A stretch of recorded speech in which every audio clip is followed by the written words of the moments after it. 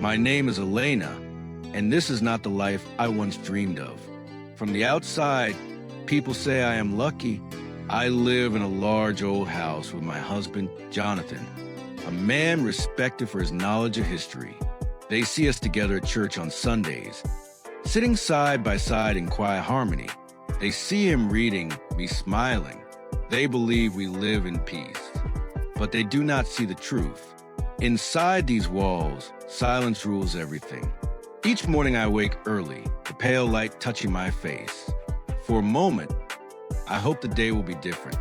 Perhaps Jonathan will look at me and ask, "How are you today, Elena?" But when I turn my head, I always see the same picture. Jonathan already at his desk, pen in hand, surrounded by papers. He barely glances at me. "Good morning," he says without warmth. His eyes already back on the page. His voice is steady but empty. I prepare his tea and place it on the table. He nods once. "Thank you, Elena," then disappears again into his world of ink and dust. I sit across from him, waiting for a word, a smile, anything that feels alive. What I hear instead is the endless scratching of his pen. To the world, Jonathan is brilliant. To me, he is a stranger sitting only a few feet away. His body is near, but his soul is locked in another room I cannot enter. I remember when we married, I believed in laughter and closeness, in dreams shared between two people. Now I feel like a shadow in my own home, a servant who brings tea and food, but never her heart. Sometimes Jonathan looks up, not at me, but at his own thoughts.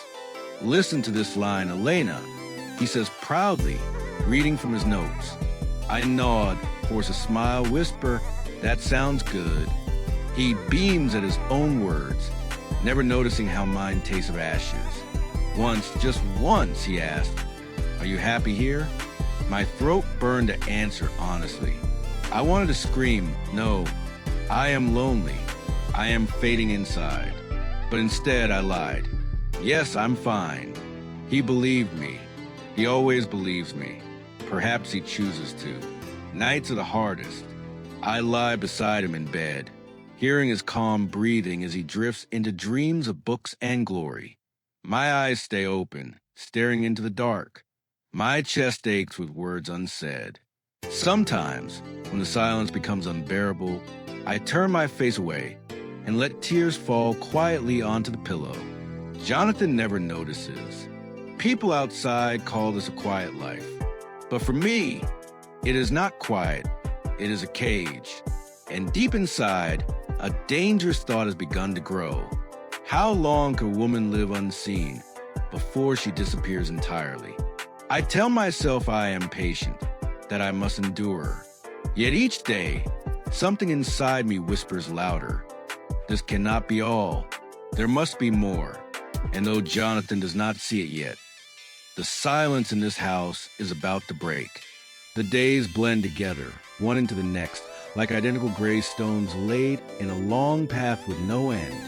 Morning tea, quiet meals, the rustle of paper, the sound of Jonathan's pen. These are the rhythms of my existence. I keep the house clean, the meals warm, the curtains drawn to let in light. But light does not reach me. I wander the rooms like a ghost. Sometimes I pause before the mirror in the hallway, staring at my reflection. My face looks pale, my eyes ring with shadows. "Who are you?" I whisper to the woman in the glass. She does not answer. Perhaps she no longer knows. Jonathan speaks to me, but only in fragments. "Where's my book on medieval kings?"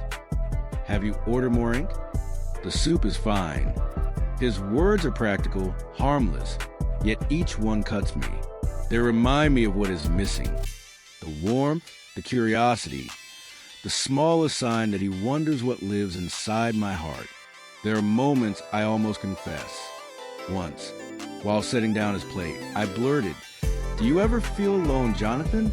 He looked up, puzzled, as though I had asked about the weather. "Alone? No, I have my work." Then he returned to his papers, dismissing my question as though it were a fleeting thought unworthy of weight. I stood there, holding my breath, until I realized he had already forgotten I spoke. The truth is, I am torn. I want to believe I am a good wife, patient and loyal. But deep inside, anger coils like a hidden snake. Why must my life shrink to silence while his expands with ideas and discoveries? Why must I vanish for him to shine? At night, when the darkness presses close, I argue with myself in whispers. You should leave. No, you cannot. He depends on you. He loves you in his way. But what of your heart, Elena? What of your soul?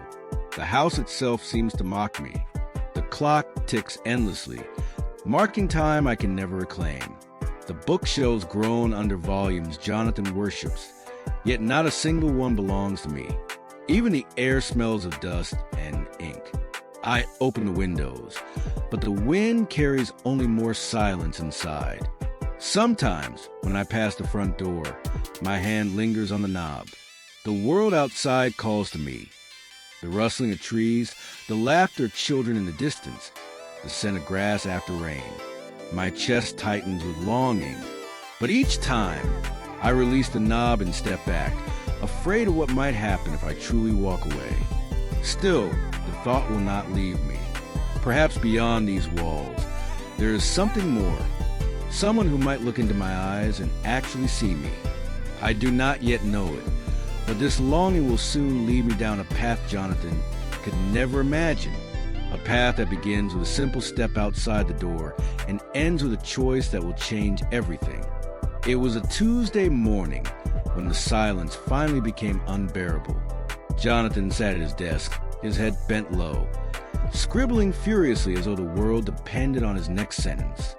I watched him for a long time, waiting for him to lift his eyes. He never did. My chest tightened until I could hardly breathe. Without a word, I set my apron aside and walked toward the front door. My hand lingered on the knob as it had so many times before, but this time I did not let go. The latch clicked, and a rush of cool air swept over me. It smelled of pine and damp earth, and for the first time in months, I felt alive. The forest lay just beyond the edge of our garden, dark and green, whispering secrets in the wind. My shoes crunched against the gravel path as I stepped forward, each footfall both terrifying and freeing. Behind me, the house loomed in silence, its windows blank, like watchful eyes that no longer cared. I turned my back on it and kept walking. The deeper I went, the lighter I felt. Sunlight broke through the branches in thin golden streams, painting patterns on the forest floor. Birds darted between trees, their calls sharp and joyful. I breathed in deeply, and something within me loosened, a knot of grief perhaps, or the weight of years unsaid. I walked until my legs trembled. At last I stopped near a clearing where a fallen oak lay across the ground, its bark rough and ancient. I sat down, my heart pounding not from the distance, but from the strange exhilaration coursing through me. For once, I was not the wife in the quiet house. I was simply Elena, a woman sitting in the forest, alive and unobserved. That was when I heard it, the sound of footsteps, steady and deliberate. I stiffened, glancing toward the trees. A man emerged from the shadows, tall and broad-shouldered, with dark hair touched by silver. He carried an axe over one shoulder, the kind used for splitting logs. For a brief, frightening moment, I considered running.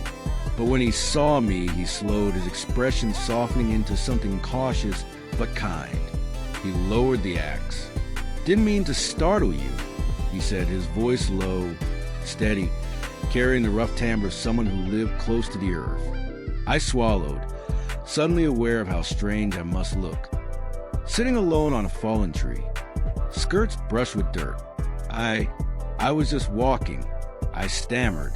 He nodded once, as if that explained everything. The woods are good for that. They don't ask questions. Something in his words struck me, so simple yet oddly profound. I looked at him more closely. His clothes were plain, worn from work, and his hands bore the marks of labor. But his eyes, clear, gray, unflinching, met mine without judgment. An awkward silence stretched between us. I should have stood, excused myself, returned to the safety of my empty house. But instead I stayed. Perhaps it was because of the way he spoke. Not demanding, not distant, simply present. Finally, he gestured toward the fallen oak. Mind if I sit? I hesitated, then shook my head. He lowered himself beside me, careful to leave space between us. For a while we said nothing. The forest filled the silence with its murmurs, and oddly, it felt less heavy than the silence I lived with every day. "My name's Michael," he said at last. "Elena," I replied, the sound of my own name startling me, as though I had not spoken aloud in years. Michael gave a faint smile, not pressing further. We sat like that for a while, strangers bound by nothing more than chance and the quiet around us. And yet, deep in my chest, something flickered, something dangerous, something alive. I did not know it then, but this was the first step toward a path from which I could never turn back. I did not expect to see Michael again. That first meeting felt like an accident, a fleeting moment soon to be forgotten. But 2 days later, as I returned to the woods, there he was, splitting logs in the clearing. The sharp crackle would echo through the air, each swing of his axe precise and powerful. He noticed me watching and paused. "You again," he said, wiping sweat from his brow. His tone was not unkind, just surprised. "I walk here sometimes," I replied, though the truth was I had chosen this path in the faint hope of crossing him once more. Michael leaned on the handle of his axe, studying me. Most people avoid the forest. Too quiet, they say. Quiet, I murmured, can be a mercy. He tilted his head, as if weighing my words. Then, to my surprise, he set the axe aside. Care to sit? We settled on the fallen oak again, the same place as before. The silence stretched, but unlike Jonathan's silence, this one felt alive, filled with possibility. Michael broke it first. "You live nearby?" "Yes," I said, "in the house at the edge of the fields." He nodded slowly. "I've seen the light there at night, always burning late. Jonathan, my husband, works late." I explained. I meant to leave it at that, but the words spilled out before I could stop them. He doesn't notice when I go walking. I don't think he'd notice much at all. Michael didn't press, didn't ask questions that would have embarrassed me. Instead, he simply said, "Some people are married to their work." His voice carried no judgment, only fact. For a long while, we just listened to the forest, the rush of wind through the pines, the call of a distant bird. At last, he spoke again. "When I was younger, I thought silence was emptiness. Now I know it can hold more truth than words." I turned to look at him. His face was weathered, marked by years of labor, yet there was strength there and gentleness too. His words lingered in me long after they were spoken. When I rose to leave, he only said, "Be careful on the path back. Roots catch the unwary." That night, lying beside Jonathan as he scribbled notes by candlelight, I could still hear Michael's voice. Silence can hold more truth than words. I thought of the silence in our home, heavy and suffocating, and wondered, was there truth in it too, or only absence? The next day, I found myself drifting back to the woods. My steps were lighter, my breath easier, as though some unseen force was pulling me forward. And there, waiting without waiting, was Michael,